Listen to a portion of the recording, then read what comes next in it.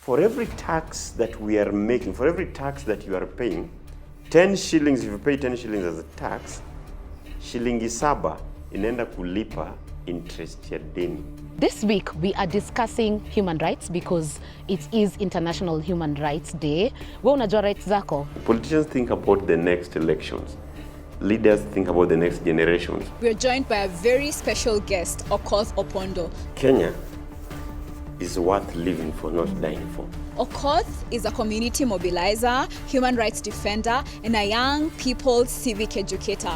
It is not that we hate these people. Yeah. We hate how they are running the offices because Kenyans believe that something needs to be done better.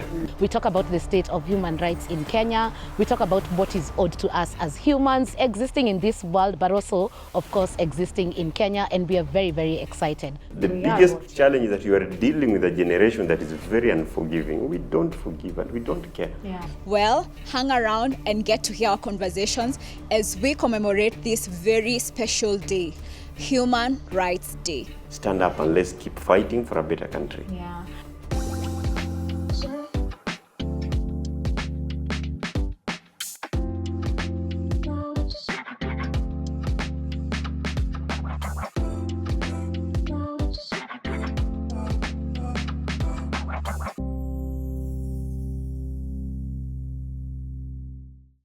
Hi everyone, welcome back to the Journey and Fields podcast. Tomorrow is Human Rights Day, and of course, in true nature of this podcast, today we shall have a discussion about the state of human rights in Kenya. My name is Mwende. And my name is Stella. And of course, there's a lot that's been happening in Kenya, both good and bad, and even ugly. And so as we try and dissect and unpack the different things that are happening in the human rights space as we mark Human Rights Day, we are so honored that we are joined by somebody who has been in the space, not just as a community mobilizer or a human rights defender, but also someone who's really much worked as a civic educator, a youth worker. And yeah, what better way to begin this conversation? So thank you so much, Okoth, for joining us. Thank you. Would like to just hear, who is Okoth? All right. What makes Okoth Okoth? What do you do? Why do you do it? All right, thank you so much for hosting me here, Mwende and Stella.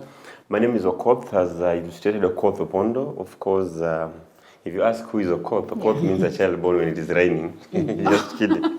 Yeah, but anyway, I'm a civic educator and a very passionate Kenyan. I believe in the future of this country.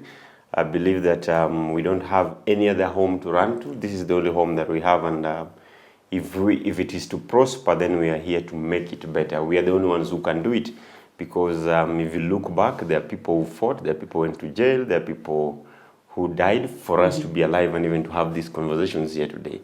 So even for the future generations, the young ones that we are seeing around in schools, for them to enjoy what we are enjoying and even enjoy more, then we have to step up and fight for them in advance. So that's why I do what I do, because I believe in the future of this country. Yeah. Great. All right. Wow, thank you so much, Okoth. We are definitely very excited. And we all know we cannot have a conversation about the rights and our rights without touching on our constitution, which has a whole section on the Bill of Rights. If you've not read it, best believe that I am judging you. Please go Google, use ChatGPT. These days you don't need to buy the constitution, but please make sure that if you do anything today, spare 10 minutes to read the Bill of Rights and remind yourself the things that are accorded to you by virtue of being a human being, but also by virtue of being a Kenyan citizen. So with that, Okoth, and looking at our constitution, what should you say right now are the biggest strengths and weaknesses in Kenya's rights architecture generally? And this is just in general, what would we say is going on so well and what is a struggle? Great. So I've liked the statement that you've said that if someone hasn't read the Constitution of Kenya, they should actually feel ashamed of themselves. And I do say all the time, even if you can't have time, if you can't create time to read all that big document, just go to Article 43. It summarizes what human beings need. So the Constitution that we had before 2010, because we keep on referring to these as the new Constitution, is no longer new, it is the Constitution that we are using. The one that we had before 2010, the difference between that one and this one is that this one introduced three key aspects. Number one, it introduced devolution, which was not there before. Before we had the provincial administration system. the PCDC, DO, and all the other people. But now this one introduced devolution. It introduced chapter 6 that now talks about integrity of leaders. Then the most important part is also introduced Article 43. And why is Article 43 so important for us? And I do say all the time, I don't even care about reading all the other chapters. Article 43 talks about the rights of citizens having clean water of adequate quantity and of good quality as number one. It talks about rights to health, and not just health, including reproductive health. Then there's a part of it that talks about right to education, then right to housing, then right to social security. And above all, that every Kenyan has a right to food of adequate quantity. So when we are talking about Article 43, it generally summarizes who a Kenyan is. So most cases, I feel very annoyed and angered when you move around the streets and you see kids on a weekday not going to school. Then you ask yourself, why are these kids not in school? And yet the right that they have a right to education. When it is a right, we can't negotiate about it. The state must do everything to make sure that a child is in school, because a child only belongs to two key places. You are either at home or at school or with your parents hanging out or something. When I see families on the streets, people not having houses, or when we still here in a country like Kenya, which is in top 10 largest economies in Africa, food is still a problem, I really get worried. So when I talk about Article 43, we actually mean it. Even if it means we'll go to the streets again to demand that this article must be realized, we'll have to do that. So for me, Article 43 is very key. When 2024, when you saw young people and Kenyans in general coming out and people demanding accountability, for example, when people are talking about accountability, we remember very well when people, for example, when people are saying that so-and-so must go. For example, when you say the president must go, or the governor must go. It is not that we hate these people. We hate how they are running the offices, because Kenyans believe that something needs to be done better. Today as we are talking, one of the rights, actually the right of education, is at threat. Look at the number of days that students are at home. Those who join public universities, they're not even sure when the semester will come to an end. If you look at the lives of students in universities today, and I'm just trying to put into perspective the conversation that we are going to have here. Students in schools, and people keep making this joke a lot that at lunchtime to Nainama. It is a joke, but it is not a good joke to have. Why are people not having food in school? When you hear campuses and students saying, they are infested by bed bugs, why universities having bed bugs in public universities, They can't afford food. Some of these hostels, they don't have water. Some of, even sanitation in these public schools, when you talk about right to health, sanitation is very key. So these are conversations that we must have with the people. It is not about the constitution and about the lawyers. It is about the people. And you've sort of gone into what we wanted to talk about today. Speaking of education, I personally went to a public university, and I always say that had it not been for the Higher Education Loans Board, HELB, I wouldn't have finished university. And when you say, the students are out of school, and we know that it's now headed to the second month when lecturers are out of school, they're on strike because they are not being paid. And, we've had so many agreements that they've signed with government and they're not being honored. What do you see as the biggest danger 5 years, even 2 years from now, if we don't address what's going on? And this has not started this year. We're talking about a challenge that started 2 years ago. 5 years from now, looking forward, what do you see as some of the dangers that we are likely to be experiencing as a country? As a country, we are at a very big risk because, number one, I do say all the time, when public servants go on strike, we the citizens should be in a position to join them. For example, let me give an example. When teachers are not in class, we should not be blaming teachers. We should be going after the government and asking them that students are not in school because teachers are not in school. Please take teachers back to school. Taking teachers back to school, it means they have to honor their agreement with these teachers so that they can pay them. When doctors are not in hospitals and people are suffering, then again, we should be siding with the doctors, not fighting the doctors. So now the same way, I don't think lecturers are mad. The fact that they are out of school, they have a reason as to why they are out of school, why they're not attending to classes. So the dangers that we are currently having is something like what we've seen recently with Moi University. Imagine 3 groups of students who are now being forced to graduate at the same time. People are supposed to have graduated like 3 years ago, 2 years ago.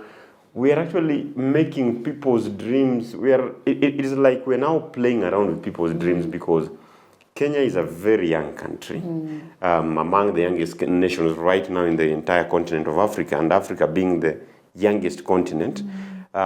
It is projected that by the time we'll be realizing we are supposed to realize Agenda 2063 of Africa, 1 out of every 4 people walking on the face of the planet will be an African, right?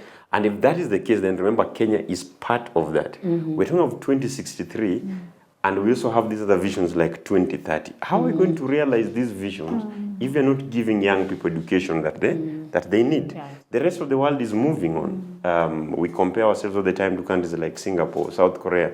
The president keeps on mentioning all of the time. But are we really working towards that? Are we being intentional on helping the country realize that? When you talk about the state of debt, for example, right now standing at 11.8 trillion, this generation that you are denying education is the generation that's supposed to be paying that debt. Because we've been saying we are taking this for them. When you're talking about SGR, you're talking about Expressway, now we are even told we want to extend it from Lolongo all the way to Mombasa. The current crop of leaders who are in power, they are in their 40s, 50s, and 60s. The next 30 years, these will people will be old, not even following what will be happening in the country at that time. We're talking of the Gen Zs, the younger millennials, the Alpha, the Gen Beta, who now will be struggling with that. So how do you want them to be able to address issues that you've created while you did not give them the opportunity to build their capacity to be in a position to deal with the issues when the right time comes, right? So to me, that's now the danger that we are facing. The other danger is if we don't give people education, let me tell you that's just a ticking time bomb. Crime, depression, issues of drug and substance abuse. And not that I want to defend young people, but let me tell you, human being by nature, our minds are wired to survive. Yeah. If I don't get the education and don't get a job, I mean, you have a parent who is in Kenyan system is like parents take us to school so that they can depend on us later, and we see that happening a lot. Yeah. So I'm not getting that education, I'm not getting that job. You are expecting me to move on with the life. How is that going to happen? Then now you see the rise of crime. Yeah. You see the rise of gang groups. You see so many people now getting into a lot of immorality. You start blaming them. People getting into drugs, and then now you start wondering, how is it that in the campus people are committing suicide? Imagine. Yeah. I had a conversation recently with an old man who is in his 80s, and he was explaining to me how during their time, university was even the best place to be.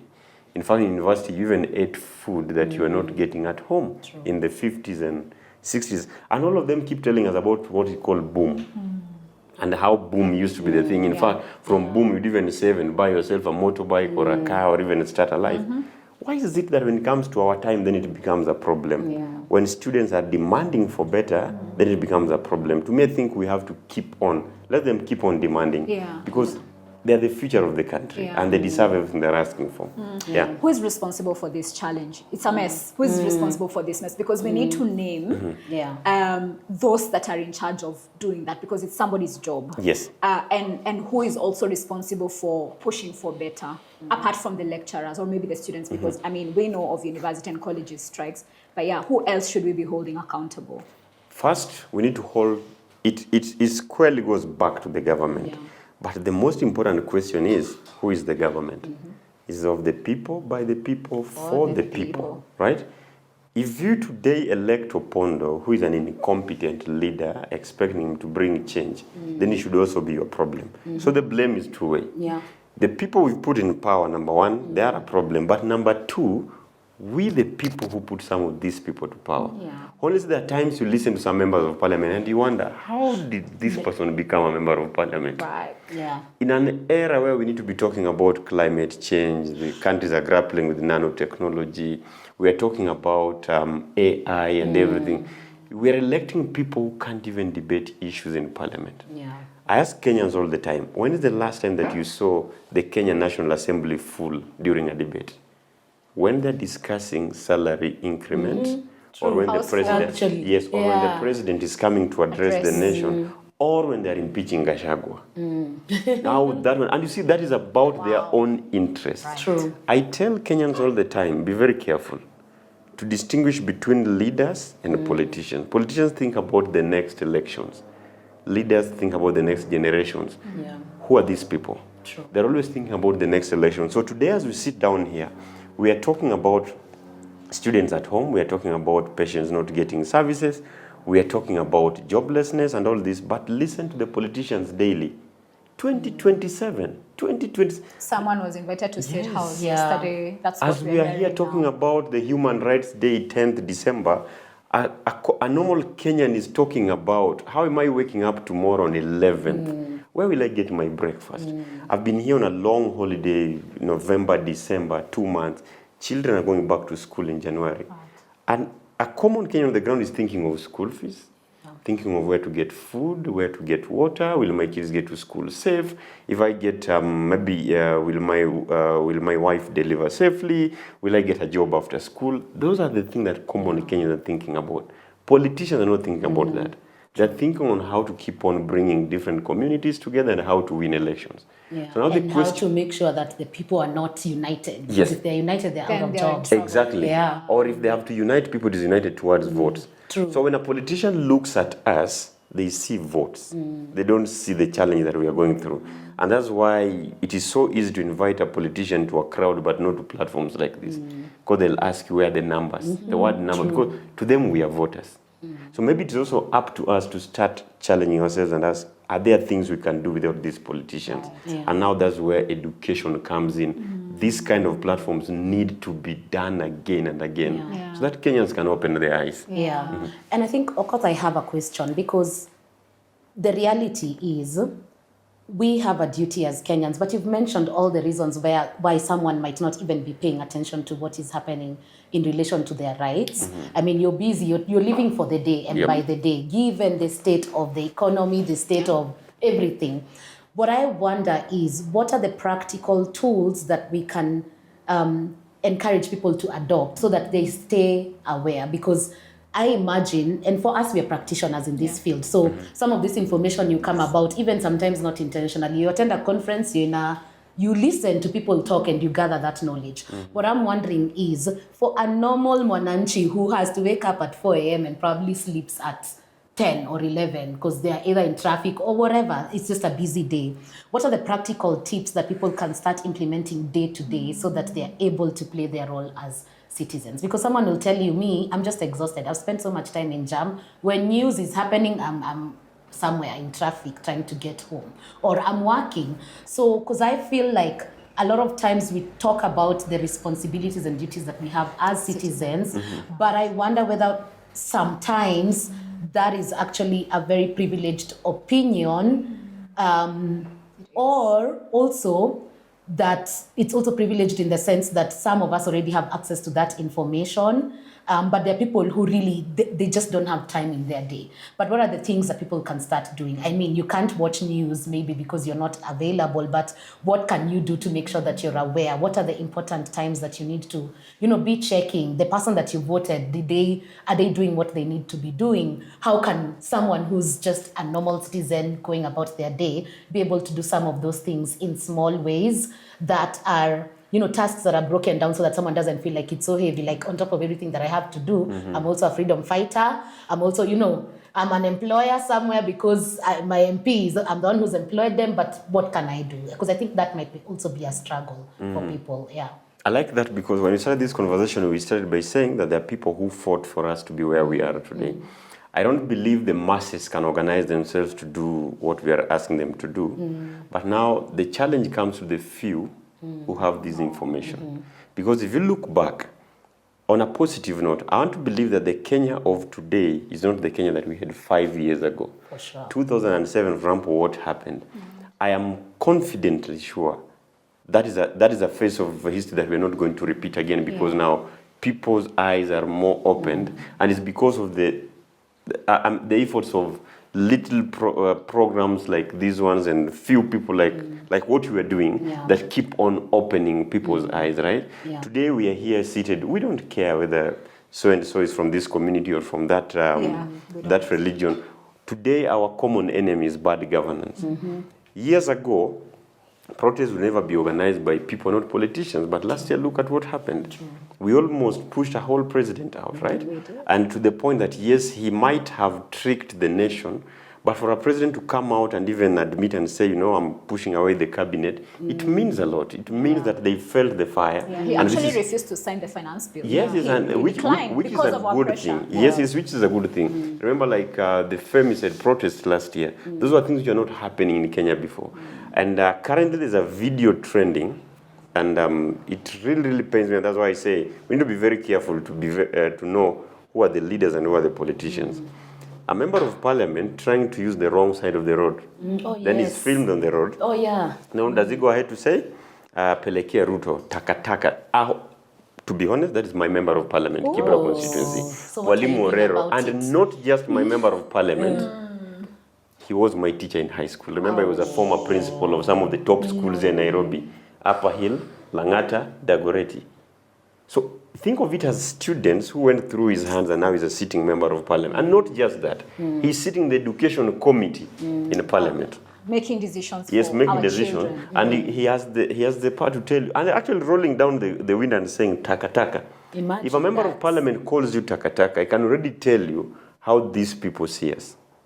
First, we are voters. Next, we are taka. Now, I think maybe we just need to embrace that word and say, okay, we the taka. Yeah, we are saying. In some countries, this can even lead to a revolution, a taka revolution, a taka movement, whatever. Yeah, and it's actually Hashtag. a violation It is of going to Article happen, 10, yes. Because values, values. Exactly. Yeah. Leaders, there's a way in which you need also to hold yourself in public. The laws are very clear. The only people who can go, maybe who can are allowed to interfere with the traffic is the presidential escort, the deputy presidential escort, some dignitaries, ambulance, and maybe security officers. Yeah. A member of parliament, we're expecting that if they are feeling the problem with the traffic, then they should address it in parliament so that all of us should not have traffic. Work on public transport. Yes. Yeah. We need to work on public transport. I tell Kenyans all the time, be very careful of who we are putting in office. Today, if you look at the country we are having, there's emergence of so many private schools. What does that tell? We don't Public school. Public schools, what's happening? So we're helping the politicians even pay insurance for their kids and everyone. But what is happening? In other countries, maybe even in the future, we should make it a clear law that if you're a public servant and using taxpayers' money, then use public services. There's no way. Yes, there's no way you're going to pay for your health insurance, and whenever you are sick, you go to Nairobi Hospital or Aga Khan. Go to where we are. Go to Bagathi. Go to Kenyatta Hospital. Go to our public schools and see the struggle that kids are having, the dormitories and the halls whenever they're struggling to get food, right? Use public transportation because we pay for their fuel guzzlers only to abuse us on the roads. And that already tells you a lot. But it also questions on our decisions as the people. Because again, remember it is said, politicians are representative of who we are. Sometimes I ask myself, are they really who we are, or do they become something different? I think they are who we are. Because we have on record leaders in different positions of power right now who were actually in court, so many cases that have not been cleared yet, and they ran for office. In fact, others got to office and their cases were dismissed. Sure. So Kenyans actually know. When we look at the history of this country and even what people do, including political families and the political elite, we have this information. So I agree when people say that these leaders are actually a reflection of who we are as a people. And even now, how many people do you know who ran for office, did not make it, but they are very good leaders? How did you support them? Did you even volunteer in their campaign? Are you planning to work with them? Because we now know people who want to run for office in 2027, right? Sure. Are we encouraging them, or do we think they actually can't make it because they don't have money? So at the end of the day, really, we are responsible for what we have. Exactly. And on the question that she was asking, the question on how then do we do this, and especially in terms of organizing the masses, I believe that we have to make these conversations as relatable as possible. And as we talk, for example, as we talk about human rights, let us pull it from the Constitution and show people what is human rights on the ground.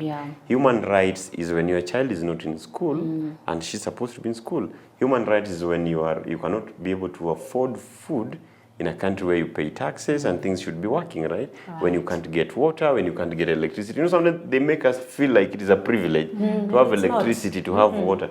Yeah. Those are your rights as human beings. But again, the other thing that we also have to do through conversations like this one, let's make political and governance talks as easy as possible. Yeah. Let's take it to people's phones and in the people's house as well. I mean, you get on Facebook, you get on Instagram, you get on TikTok, X.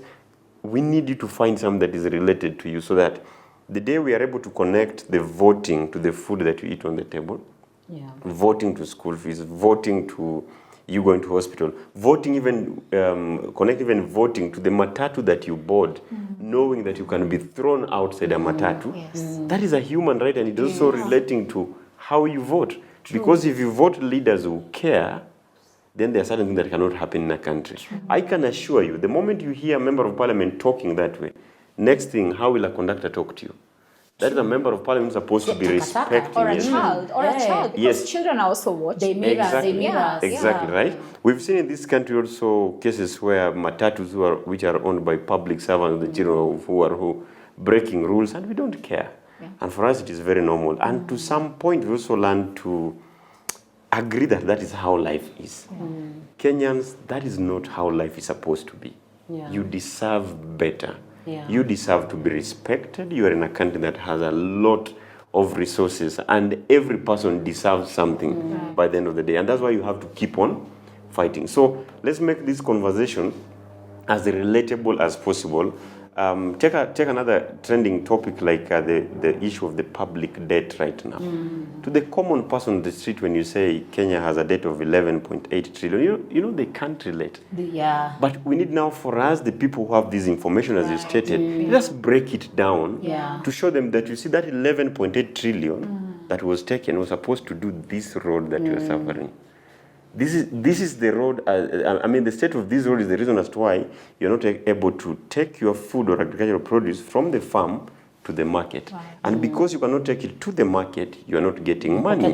Because you cannot get money, you cannot educate your child. Because of, let us link everything so that people can be able to see it. Right? True. Exactly, yeah. Because even something that I see is, I mean, like last year, the finance bill, I think you've talked about Mandamano. Yes. Part of the reason why it was that heavy was people were starting to realize that whatever decisions are made at this stage will definitely have an impact. Sure. And even when it comes to the debt that we are talking about, people need to realize for that debt to be paid, probably taxes will be increased. So the maziwa that you're buying at this amount will probably be 5 bob or 10 bob more if we are not careful in years to come. And I think I really appreciate, saying that, especially for the people that continue to share this information, continue to break it down because people are at very, very different levels. And by the way, there's someone who care about the road, but they don't have a child. And yes, you should care about education, but you see to them, they might not relate that there are kids that are not in school because, or rather like, for example, campus, lecturers are striking, so kids are back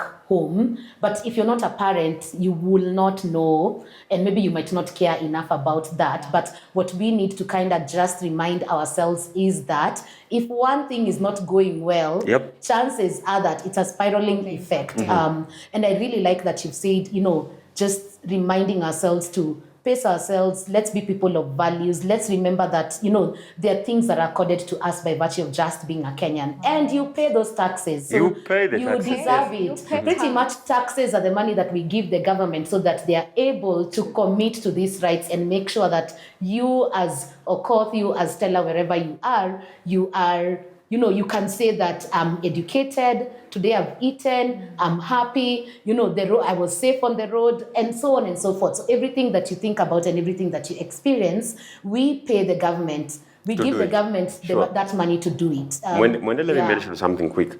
So on 8th of October to be specific, actually World Bank has advised Kenya to increase taxes so that we are able to meet what is required of us.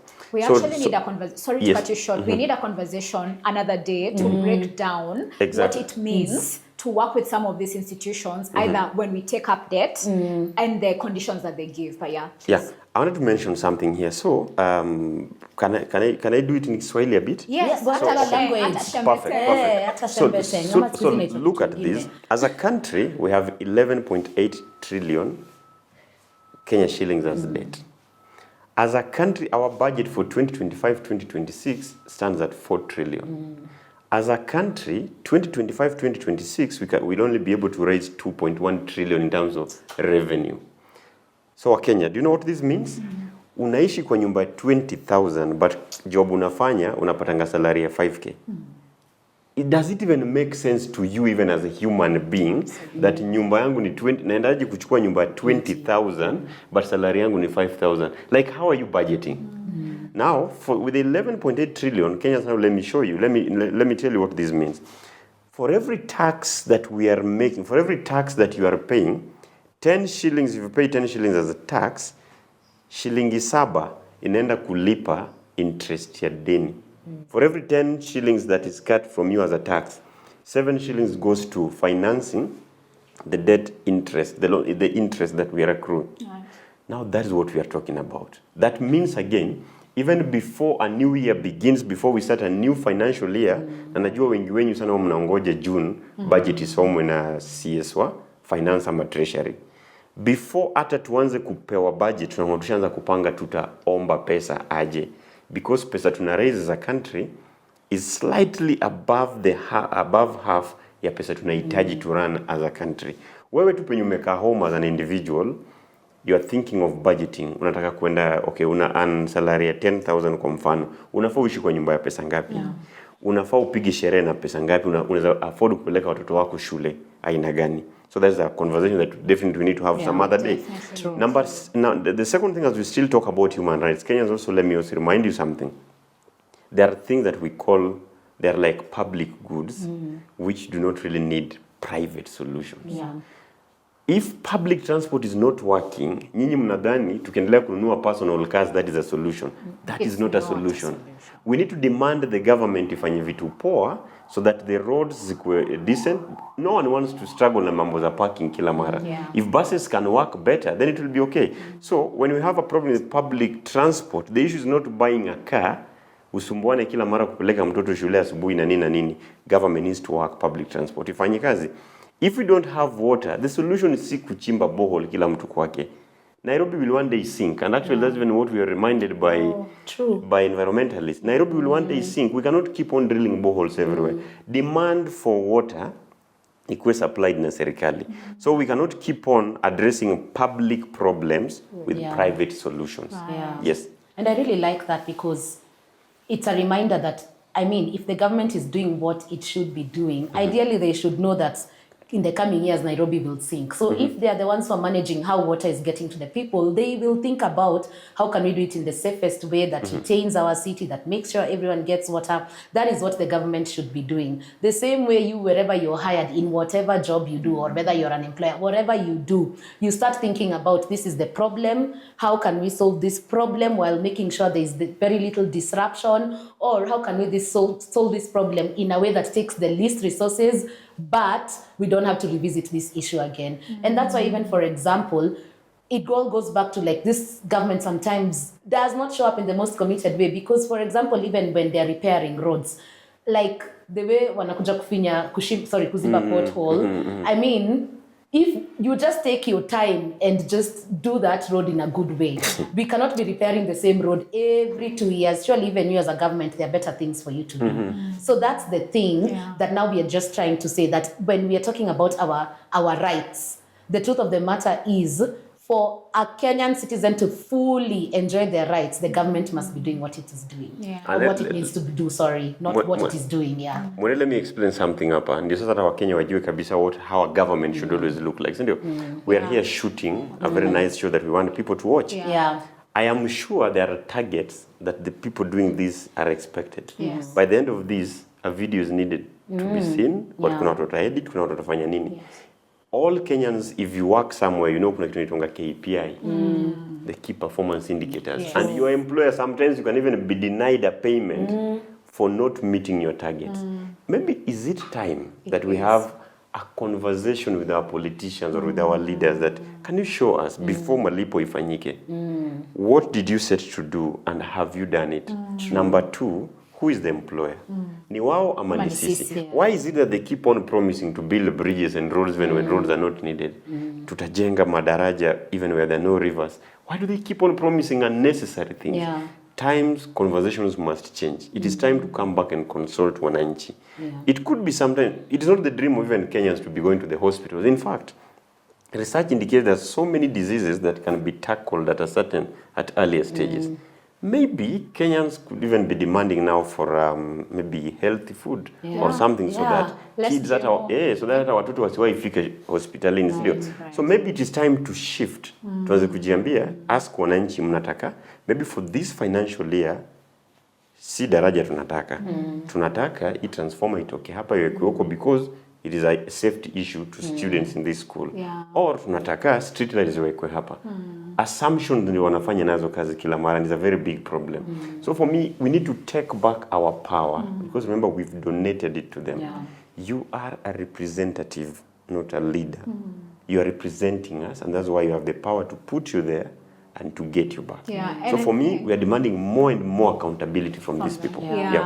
And that's why I think we need to really interrogate the kind of people that we are sending to institutions like Parliament. True. Because if we talk about debt, and you know, debt can be restructured, but you need strong negotiators who go speak on behalf of your country. If you go to the polling station and cast a vote for someone who you know cannot even analyze the state of the economy in your small ward or in your small constituency, how do you expect them to go speak on your behalf or on behalf of, because you know, when your MP who you saw also represents me in one way or another, because if they sit in the education committee, then they're also representing the whole country. So again, goes back to the voter, the mwananchi, that if you're giving up on the country, then just know you're also giving up on the future generation as well, because today's leader also determines how we're going as a country. I have a question on, a lot of young people are actually giving up on Kenya, which I think really makes me sad. For somebody who is giving up and who thinks, you know what, we've lost it. You know, we're seeing MPs insult citizens. We're seeing the president prioritize things that do not make sense. We still saw the private jet the other day going into Addis, right? So we still have misplaced priorities. But what gives you hope? What should give us hope as we go to the elections in 2027? What gives me hope is the Kenyans who are not giving up. Those who still believe that we have a nation to fight for. Let me tell you, things are bad as they are, but take your time. To me, at schools, you don't even need a plane to travel to other countries. I can get to YouTube. Uangalie, na would appreciate that at least we still have a country, and that's why we need to fight for it. I was having a conversation with some few Nigerians who visited our country recently, and they looked at Kenya and wanasema, wow, you people at least, you are making a progress. They are telling me, you know, you all here listen to Davido, Burna Boy, Rema, Kinanani. Are you aware that most of their songs are produced in a generator? Unajua Nigeria is one of the countries as big as it is, hawananga reliable electricity. Like you could go 20, you have power 4 hours a day. The way us here, stima ikipotea, you're already on X, tweeting, just asking them what's not happening. Them, they don't even do it because they know. So now imagine with all that and the level of disorganization we've seen in that country, na vile bado wana struggle, wana make things happen. If you ask any kid today in Kenya, najua at least Afro cinema continues shortly. True, right? We all know, at least we all know ABCD. Look at a country like India, as big as it is and with the levels of inequalities, extremely rich, extremely poor people. But every time you go online, on YouTube, there's always an Indian ready to teach you something. Where andika tu hapo how to bake a cake, an Indian ready. How to do to do which mathematics, an Indian. Actually on TikTok, there's a whole STEM, I don't know whether you've ever clicked on it. There's a whole STEM bit, which is really like educational content. And me, every time I scroll through it, most of the people that are doing it are Indians. There are people who, you go on YouTube, there are people who are commenting, by the way, I have passed this course because I've been watching your content. Exactly. And even now as we talk about that, let's also appreciate the freedom of expression. And I still insist that some people before us fought for. How are we going to take advantage of this? We are the only country in sijaiona towards the election that WhatsApp imekuwa shut down, or X imekuwa shut down. We are heading to their elections in Uganda and elections in Tanzania. You are going to see drama, you know, and we are going to see a lot of things. So now that tunajua kuna shida hapa, but kuna zile little opportunities that we have, how can we use them so that in future, the future generations, at least sasa, vitu tumelilia saizi, wao wasililie. So to me, that's the only thing that gives me hope. Yeah. That at least there's something to keep on working on with as we make things better. Yeah. And again, the other good thing is that so many young people like ourselves are standing up and challenging and ready to educate. Today we went to TikTok. Kenya's doing civic education. Right. X. We are praised as the only country in Asia is someone a president on X. It happened last year. We are if you listen even to the conversations in Sri Lanka recently, hii country ingine nitwaje yenye wametoa pia their government. Nepal. They were talking, some of them from the streets, you could even hear Kenya being mentioned. So young Kenyans and Kenyans in general, please, before you give up on this country, there's a wind of change that is coming. Right. Our biggest challenge is now to turn that wind into electricity, that wind energy into electricity. We don't want to keep on complaining forever and forever. Yeah. If we need jobs, the good thing is that even as we go to school, yes, we're not assured of whether we'll get the jobs or not, but the opportunities presented to us. Kuna issues of technology you can take advantage of, so that even if the government is not working for us, but we can disrupt. Technology is the only thing that I always avoid. Yeah. And actually, even as you've talked about technology, now with the onset of AI, going back to that question where you were saying, how do you break down small things that, daily you're still in the know, you understand what's happening in this space. People, you can just go into ChatGPT and tell it, give me a summary of what has happened in Kenya this past week and what I need to be aware of as a citizen. And it will tell you what you need to be aware of. So if you ever feel overwhelmed, you're opening the news, there's just so much that's happening. Remember, you have a tool that can summarize for you and that can tell you as a citizen what you need to start doing immediately or what you should have done. So let's take advantage of all those things. But the work might even be half done for you. Yeah, you don't need to read the paper, just someone will summarize it. And also let's take advantage of the fact that we are a young population. Unajua mimi, as you think of running away from this country, the countries you are running to, those people are thinking of coming to our countries. I mean, because in Africa, we are still the only continent bado tuko na fresh water.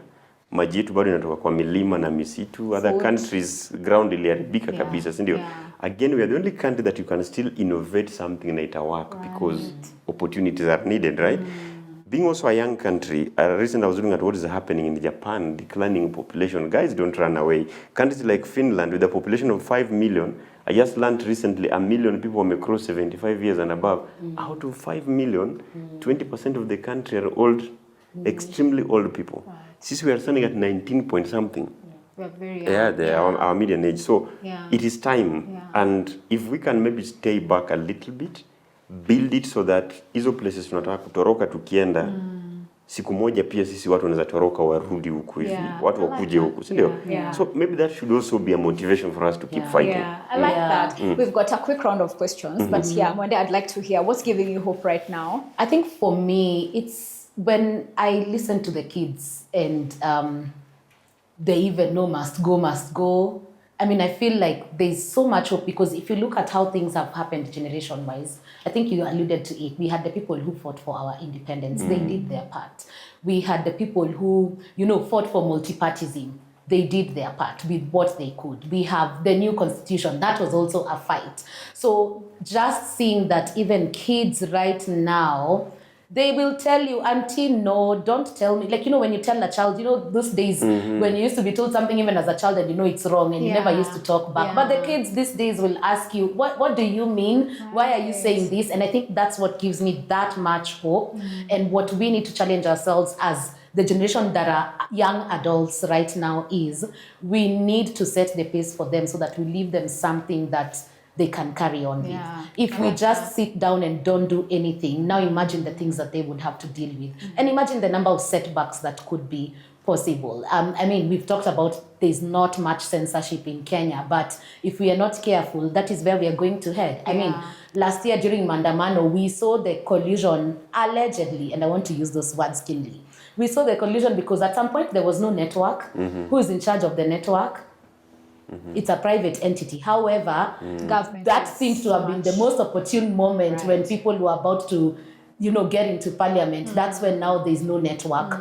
And in some ways, it might be very little, but if you think about it, for it to happen at that exact moment, not unless it is proven that someone tampered with, people on the streets tampered with physical things that were causing us to not have network at that point, that in some small ways might actually be a small act of censorship. Yeah. So in as much as things are okay, we are lucky we have a strong constitution that allows us to be, expressive. You never know where things could go. So it's our duty right now as, let me say, the young adults, or as the citizens that are adults, for lack of a better word, to make sure that we are doing what we are doing so that even the kids find an easier time. They're not fighting because everything has been set back. Yeah. And also just a reminder, the other thing that I feel like also gives me hope is that a lot more people are starting to realize that the personal is political. I mean, even for us to have had the numbers that we had on the streets with Mandamano, and it was in different counties, because most days back then it used to be Nairobi is where things are happening, and other cities, they don't even know. They know at 7 p.m. when the news is happening. But I think there's more and more people that are realizing that the personal is political, and that's why someone will sit in a matatu and will be like, ebu nipe change yangu. They'll be able to speak. Wakiambiwa songea huyu wanasema no, I'm not moving. Just small acts of resistance that people have been doing, but it's because they realize that if they don't speak up, if they don't say something about it, the spiraling effect is even worse. Right. And to me, that gives me so much hope, because there's a lot more people that are aware. There's a lot more people that are getting confident with speaking up. And I just feel like, with time we will get there, because that's part one of fixing the problem. That people now, there's the awareness bit, but there's also what do you do with that awareness and how do you act? And I think we are seeing that in small ways. You go to shags, you go to burials, you go to social events, and these days people talk about politics, and that gives me so much hope, because it shows that people are actually starting to connect, that their experiences are really tied to the responsibilities of the government, but also realizing that if they don't stand up for themselves, you will not enjoy your life. You will forever be fighting because things are just not working out. Yeah, I like that. And for me, what's giving me hope is the fact that we still have a strong public service. 2015, I went into a government office to register a community-based organization. The process took quite some time, guys, quite some time. This year, I went back to renew our certificate, and I can tell you, I spent less than 30 minutes in that office. The young person that was in that office coordinated with me on WhatsApp, on calls. I shared some of the documents that they needed on email. That was not happening back then. So the fact that we still have young people who are joining government, behind all these politicians that we see is a team of very, very competent public servants who we don't even get to hear about. And that gives me a lot of hope, because I know that there are some countries in Africa that really have a weak public service, but we do have a strong public service. Okay, so on to our quick fire questions. Okoth, if you were in a position to change one piece of legislation in Kenya, what would it be? What about, and why? Compensation of public servants and politicians. Why? Yeah, because I've taken time, and I think I've been very vocal about this. The amount of money that we pay to members of parliament and MCAs compared to the amount of money that we pay the real people who work. Like sometimes you do that comparison, it is crazy.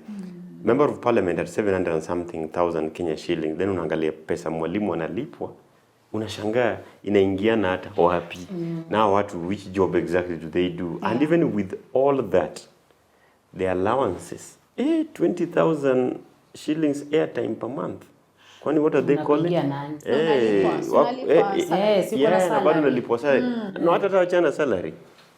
Ati bado pia unalipwa sitting allowance for sitting in a committee. Ni kama kusema, for doing your job. You are a teacher, you are paid a salary to be a teacher, then to attend a classroom, to attend a class. Then you are now, and I know Kenyans wamekuwa kishanga, why people always fighting to be part of committees. Hiyo ni nakonga sababu. So the public accounts committees, the defense committee. So for you to be part of these committees, then committee nye pia nafanya meetings mingi, again they have, they have a lot of allowances. Then now another thing, for MCAs, they are very smart again. So MCAs utapata kwa mfano, MCAs wa Mombasa wakitaka kufanya a retreat, wanakuja Naivasha. Wakiulizwa wanasema there are good hotels in Naivasha. Sawela. But it is crazy that MCAs wa Nakuru County now badala waende to these good hotels zenye MCAs wa Mombasa wamekuja, wao pia wakitaka kufanya meetings zao sasa wanaenda Mombasa. Kenyans sometimes maybe don't understand this. Simple. Wakifanya meetings outside the county allowances. So Kenya, that's how vile tunachezwa. So if we could just come up with clear policies on how compensation need to be done, hiyo itakuwa kitu poa kabisa. On commission. Alafu number two, maybe also on the same issue, I wish we could have a way of tracking record ya kila mtu vile anawaka. Just the same way. Nowadays you see TSC is so tough on teachers. Principals are so tough on teachers, and I'll keep using teachers as an example because I think ndio kila mtu anaweza relate nayo. And furthermore, I am sure every Kenyan who is watching hapa hivi, if you come from a certain village, kunaona boma moja ya mama mwalimu ama kwa mwalimu fulani, and that tells you how teachers were very respected people those days. Unasema kwa mama daktari, kwa mama nani, because those were very respected professions. So if we could just find a way of maybe tracking records of how politicians are working, that even by the end of the month, can we see an MCA amepresent nini in the county assembly, an MP amepresent nini in the county in the National Assembly. When you said that my member of parliament in one way or the other is representing, not even in one way or the other, member of National Assembly is for the country. Any laws enacted then in affect kila mtu. So that's why everyone should be angry when a member of parliament anaongea in a certain way to everyone. So for me, hiyo law on compensation, hiyo nataka tuangalie sana. But the biggest threat that also we are looking forward, and I know maybe one day tutaongelea again about it in the future, is the issues of AI. While it is also presenting a huge opportunity, there's a very big threat also to this thing, especially on misinformation and nini. I mean, today someone will just come up hivi, change issue yetu yote, aweke vichwa watu tofauti, then it turn out sisi tulikaa hapa hivi na tukasema sijui nani afanyiwe nini, si ndio? So going forward, in as much as there are certain things that are presenting opportunities to us, but there are also threats. But the good thing about being threats and a challenge is that again, there's also again an opportunity for someone to build a solution from that challenge. Sindio? So for me, that's now, these are the only legislation ningetaka sana tuangalie how to tackle it. I like it. Okay, yeah, that's interesting food for thought. I mean, I don't know that everyone knows when you were talking about even the allowances that our leaders get. I really don't think that people really translate what that money is and how much that is. And you know, like our politicians, they're not God. They're not you know, a being that is worshipped. They're not to be worshipped. They're supposed to be, actually we vote them in because they're supposed to be a representation of the society. And I think it's also just for us to keep reminding ourselves of your values. You yourself, if you're stopped in traffic and you've done something wrong, hutaita watu takataka. So why are you voting in someone who says such things? Why are you voting someone who has been in a murder case and was proven, let's say, you know, guilty, only that maybe they beat the system, so they didn't necessarily get punished in that same way? Why are you voting in someone who was in a corruption scandal? It's been investigated and proven that aliiba hiyo pesa, and yet you still want to vote that person in again? Like, keep asking ourselves why, and you know, I think that's something that's very, very important that I'm picking out from you. It's just to keep reminding ourselves that you have a right to exist and that there's someone who has a job to make sure that you're enjoying those rights. So, you know, just keep asking yourself those tough questions. If your road has not been done, ask why. If you don't ask why, you're not doing your part as well. And also, when you were we also have duties. I think you've alluded to it earlier on. So I find that very, very important for people to think about, because just given how much we are talking about these politicians being paid and the allowances that they get, why are you giving someone access to all of that and then they're not going to do their job? Even you, wherever you're hired, or even if you hired someone, at some point you'll be like, but I'm sick of it. This person is not doing their work. It's either let's sit and come up with a improvement plan, or, you know, just go because there is no hope. And I don't think that we do that enough, or that we recognize that there are actually legal platforms to be able to do such things. The way you sit, maybe if you're hired, you sit with your boss and you set priorities together. That's what public participation is supposed to be, where you go in and say, this is actually what we want. So you go create a plan to make sure that, you know, watoto wako shule, because that's the time. And that's you being an employer, being able to dictate or support someone to figure out what is needed. So yeah, thank you so much for those lovely, lovely reflections. Even I am living here asking myself, I should go and check what my MP is doing with that big salary, and see all the things that alipromise atafanya kama hata amedeliver hata kidogo, ama amemake strides. Yeah. All right. So as we wrap up, what's one quote or phrase that you'd like Kenyans to always remember? That Kenya is worth living for, not dying for. The people already died for it. I like that. So let's keep fighting and live for it. We don't want to see more people dying. These are not the days of fighting in the bushes. Those days are gone. You cannot keep on using the olden day tactics to address modern day challenges. There are no forests anymore to join rebel groups. We are going to match these challenges intellectually. True. We are in the era of technology. We are in the era of advanced education. Let's address these people day by day. Let's just address our issues the way they need to be addressed. Right. If voting is going to be the problem, the younger generation are going to come up with ways of voting online. It is going to happen very soon. If political rallies are going to be the problem, that we cannot have some of you running for political offices because political rallies are not safe for women and even some young people, we're going to do rallies online. And let me tell you, heading to this coming election, rallies are going to be done on TikTok and X. And they're going to be surprised. And by the way, these are not the times of I would rather die than resign. No, that kind of bragging and pride measure. Haki, to be honest, young politicians who are serving Kenyans today, be very careful. Humility should be key. Because people are watching. And the biggest challenge is that you are dealing with a generation that is very unforgiving. We don't forgive and we don't care. It is not our parents' generation that you'd lie to. Then the next time I say, Pana, you know, human beings make mistakes. To us, if you mess, go. Next person, right? And that's why I also like what you've said. Politicians are not gods. And they are not born with these positions. Like they are not like it's not like a birthright to be our member of parliament, to be our senator. If you're not working, it is okay. Please get out. Another person deserves to be here. So this country is worth living for, not dying for. Stand up and let's keep fighting for a better country. I would have said happy Human Rights Day, but really just to say that we commemorate this Human Rights Day with everyone and say that we are not losing hope, but there's a lot to do, especially on the side of citizens. And thank you so much, Okoth, for coming on set to be with us and to have this conversation. And we would like to also hear from you. What do you think about Human Rights Day? What should we do more?